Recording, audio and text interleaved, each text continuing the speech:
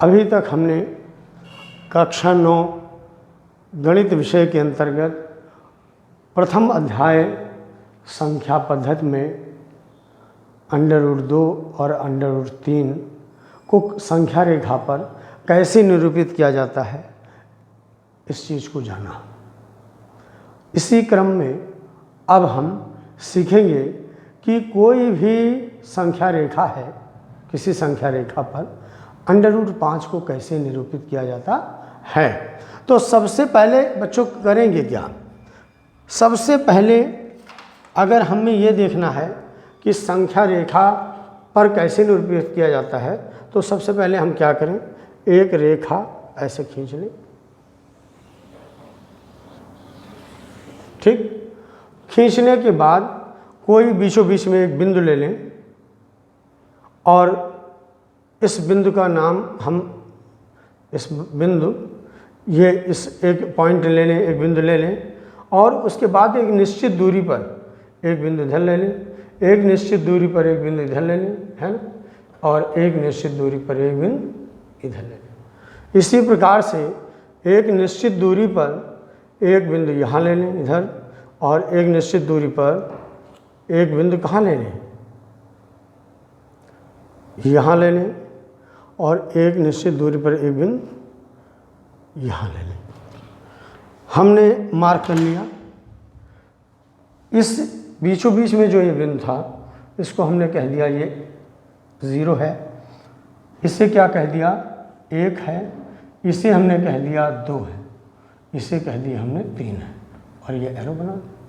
इधर -1 -2 और ये -3 है। ठीक, ये हमने एरो इधर भी लगा दिया। ये हो गई संख्या रेखा। क्या हो गई बच्चों, ये बन गया क्या, संख्या रेखा।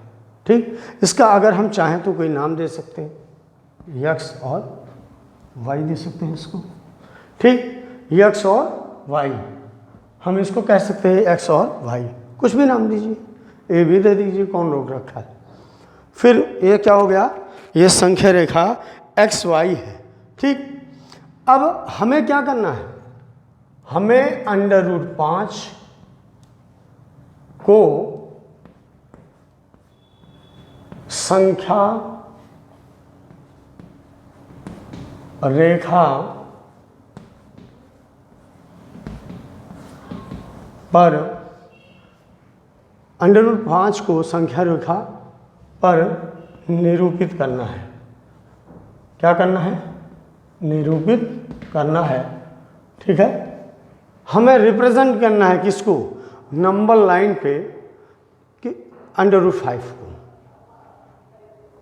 अब हम करेंगे क्या, ये जो आप देख रहे हैं 0, यहाँ से हम चाहें तो इसको एक नाम दे सकते हैं, ए दे सकते हैं, एक मिनट, या आप कुछ ना कहें, है ना। हमने 0 से 2 इकाई की दूरी मान, 1 इकाई ये, 1 यूनिट मान लिया, ये हो गया 1 यूनिट, ये हो गया, मतलब यहाँ से यहाँ तक का 2 यूनिट हो गया। कितनी यूनिट, 2 यूनिट, 2 मात्रक हो गया यहाँ से लेके यहाँ तक। ठीक, ये यहाँ से लेके और यहाँ तक के कितना हो गया, ये हो गया 2 यूनिट। ठीक, उसके बाद में हमने क्या किया, हमने 2 यूनिट डिस्टेंस लेकर के, और हमने क्या किया कि एक जो है ना, हमने क्या किया कि ये दो जहाँ लिया हमने, इसको हमने मार्क कर लिया और इसको नाम दे दिया, ये दे दिया मान लीजिए कि, या आप चाहें तो ना भी दे सकते हैं, कोई दिक्कत नहीं, चूँकि 2 यहाँ लिखा ही है, लेकिन हमने ये मार्क कर दिया, हमने ये लिख दिया कि 2 यूनिट यहाँ से लेके यहाँ तक की 2 यूनिट है डिस्टेंस, और इसको हमने मार्क कर दिया और नाम दे दिया ए। और इस बिंदु पर ऐसे रखेंगे, परपेंडिकुलर ड्रा करना है तो हम ऐसे कर दें। ठीक, और इसको हम क्या करें, ऐसे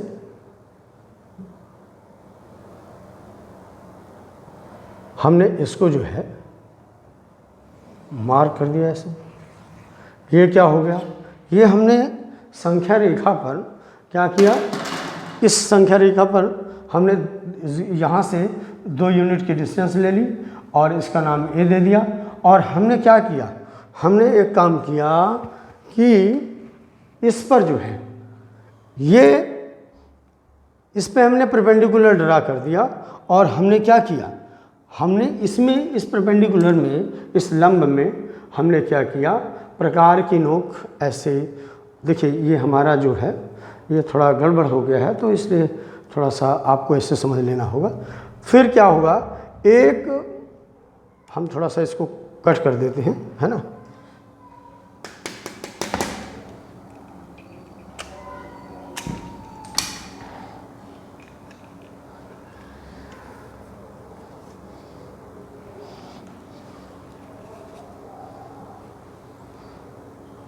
इसको हमने क्या किया कि इसमें जो है 2 यूनिट की दूरी थी, लेकिन हमने 1 यूनिट की डिस्टेंस ऐसे ले लिया, 1 यूनिट की डिस्टेंस ऐसे ले करके और इसको प्रकार के नोक यहाँ रखा। हमने क्या किया, इसको ऐसे इसमें से काट लिया। फिर हम क्या करेंगे, फिर हम एक काम करेंगे कि इस ज़ीरो को ये कहीं ना कहीं इंटरसेक्ट करेगा, इसका नाम मान लीजिए बी दे दिया। हम क्या करेंगे, इसको इससे मिला देंगे, है ना। क्या करेंगे, इसको इससे मिला देंगे। ठीक, देखिए हमने क्या किया, इसको इससे मिला दिया। मिलाने के बाद ये क्या हो गया बच्चों, 1 यूनिट इसको लिख दीजिए कि 1 यूनिट है। ठीक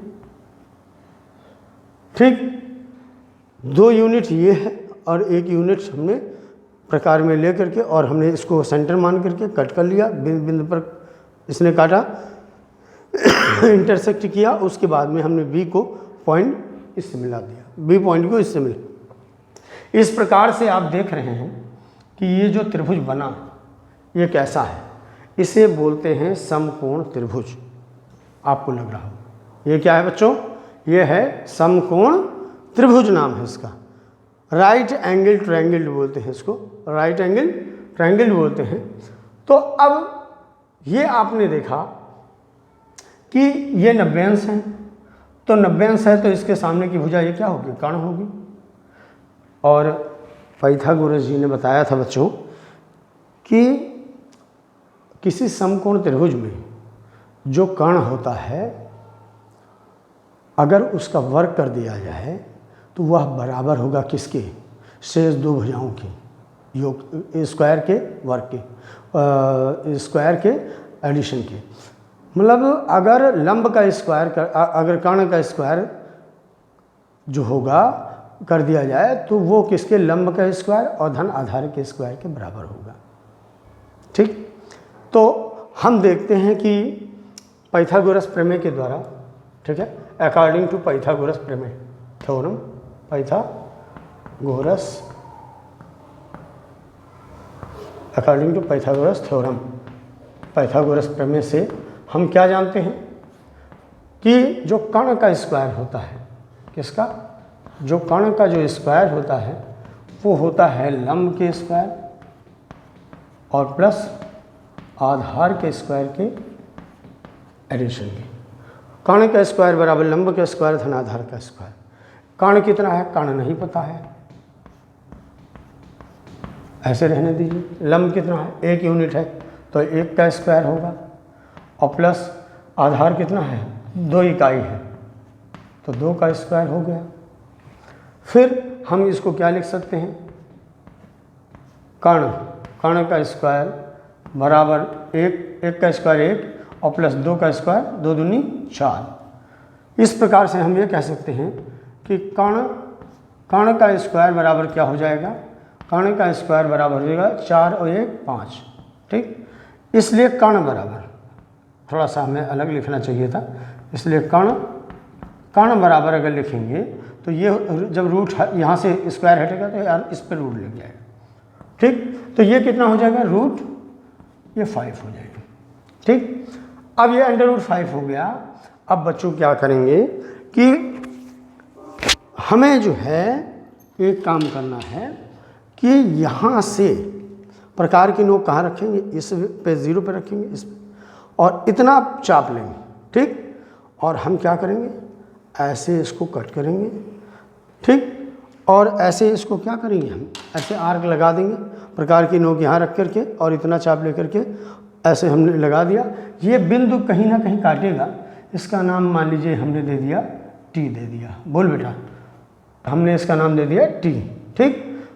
यही जो है इसी T बिंदु को हम ये कहेंगे √5 कि यही इसका मतलब ये इस संख्या रेखा XY पर √5 कहाँ होगा, T बिंदु पर होगा, T बिंदु पर होगा। इस प्रकार से हम कह सकते हैं कि यह √5 का संख्या रेखा पर निरूपण ऐसे होगा, ठीक है।